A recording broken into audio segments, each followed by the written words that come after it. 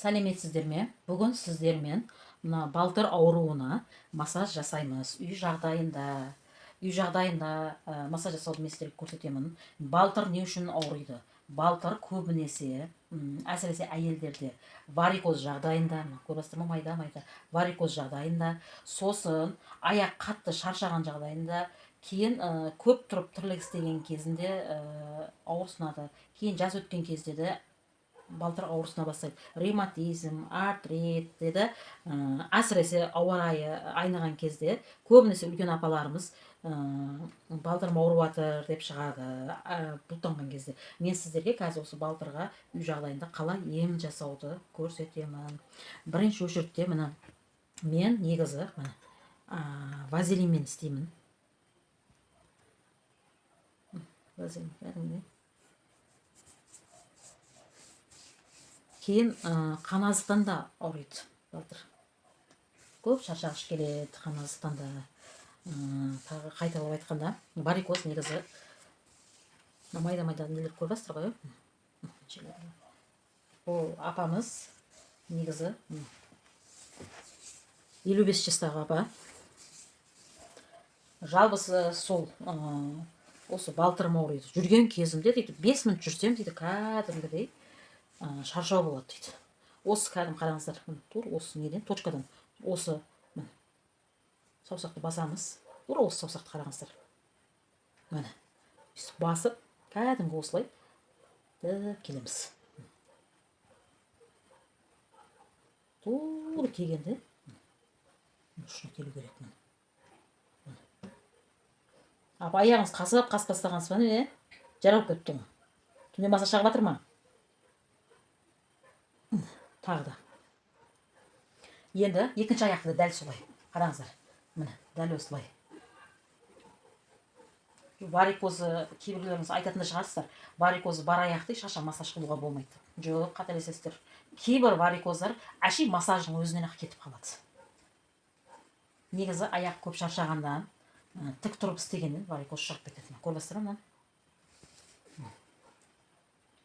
Аяқ тартпаймыз апа. Кейін бұл кісіде аяқ ісіну да бар. Көресіздер ғой? Сол ісінгенге де пайдасы бар. Ол не үшін ісінеді? Аяқ қатты шаршаған кезде.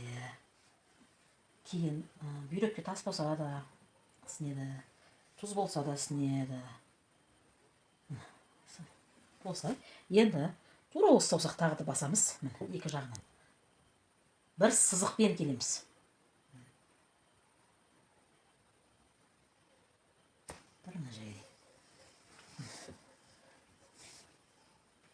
Кейін тағы бір неміз. Қараңыздар. Тек ол балтырдың несіні тұрамын.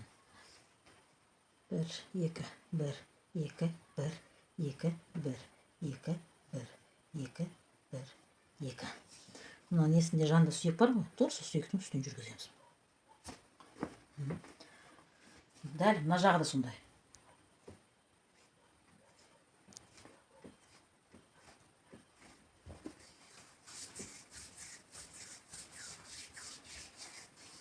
Шаршаған балтыр бар ғой, кәдімгідей не май жағасыз. Не май жақсаңыз да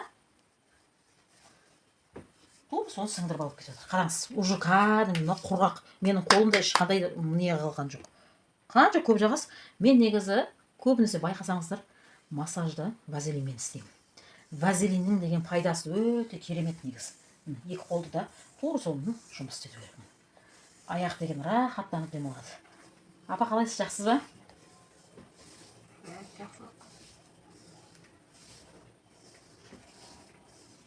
Екі қолымыз бірдей. Тура осылай барамыз, ашамыз. Барамыз, ашамыз. Қол бұлайына барады и бенова бұлайына келеді. Бұлайына барамыз, келеміз.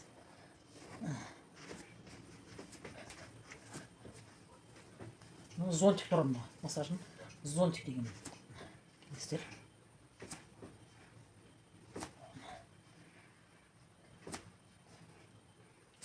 Бұрындары, егер білсеңіздер, шымшыма массаж деген болатын. Шымшыма. Жұлқылап не қыла беретін. Дауысын қарасаңыздар, байқалып отыр ма?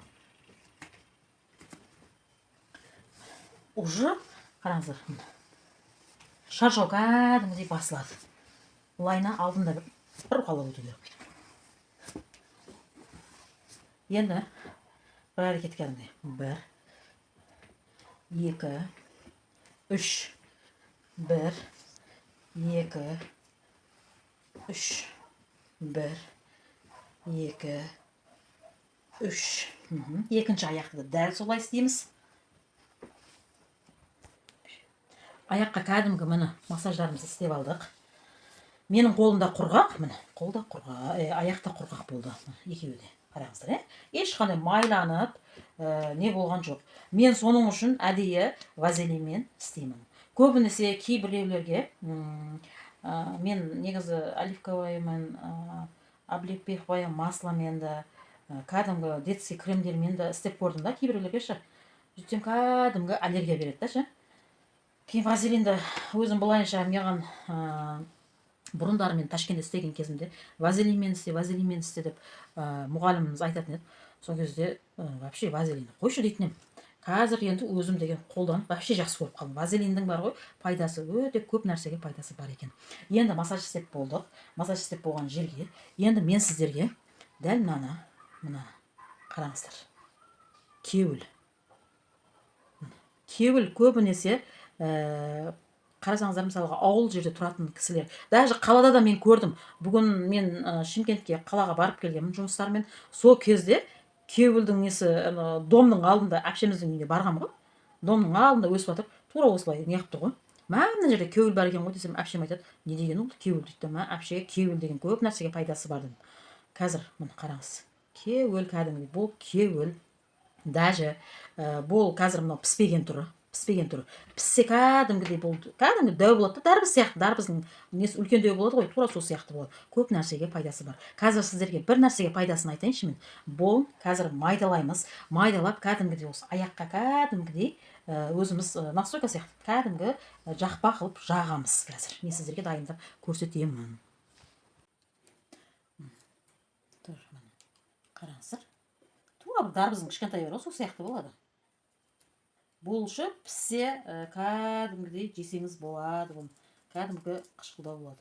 Кейбір жерлерде бұнышы кәдімгі тұздайды. Огурцы тұздайды, сол сияқты тұздайды. Кәдімгі мен былтырлар тұздай қоймшы. Кәдімгі дәмді, андай не болады, соленый сияқты ше. Бір ауызға саласында кәдімгі жей беретін. Бірақ балдарыма ұнаған жоқ, бір түрлі ғой мынау деп.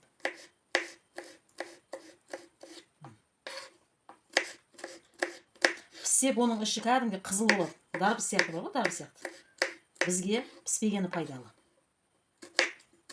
Бұны аяққа қазір жағамыз, қоямыз. Бұл кәдімгідей аяқтағы шаршауды алады. Сосын варикозға пайдасы бар. Қан тамырларға, әсіресе аяқта қан, көбінесе аяғымда қан жүрмей жатыр деген апаларымыз, аталарымыз айтады ғой. Аяғым ауырып жатыр, аяқта қан жүрмей жатыр деп, тура соларға пайдасы зор. Зор жүргізеді мына қандарды. Кейін бұны қазір енді кеуілді көріп, ертең қыстың күні ауырып қалса, аяғымыз күздің күні ауырып қалса, не істейміз дейтіндер болса, алып холодильникке қазірден алып, салып қойсаңыздар, кәдімгі свежий болып тұрады. Міне, кәдімгі міне майдалап алдым. Енді тур аламыз. Жаңағы кеуілімізді тур осылай балтыра қоямыз. Әсіресе осындай жерлер кәдімгі түнде де аяқ тартып ауырайды ғой, тура сол кездерде қойсаңыз болады. Кешке қойыңыз бұны, кешке. Сондай емдік қасиеті күшті. Мен өзім істеп көрген заттарымды айтамын. Бұндай неде, уже неден тәжірибеден өткен бұл кеуіл. Тәжірибеден өткен. Неше апаға айтқам, неше атаға айтқам. Даже қыздарымыздың өздерінде. Аяқ үйіп жатыр, қол үйіп жатыр деген кезде. Енді қолға мен істеткен емеспін. Бірақ аяққа дәл осылай. Мынау марле не үшін тұр десеңіздер, міне. Мен бұны кәдімгі сулап не қыласыз. Тұр осылай дайындап қойдым. Сулайсыз кәдімгі мынау су аламыз.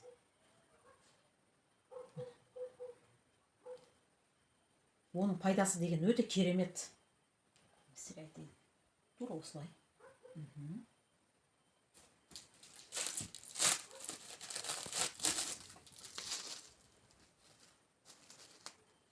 апа аяғыңызды шамалы көтеріп жіберіңіз.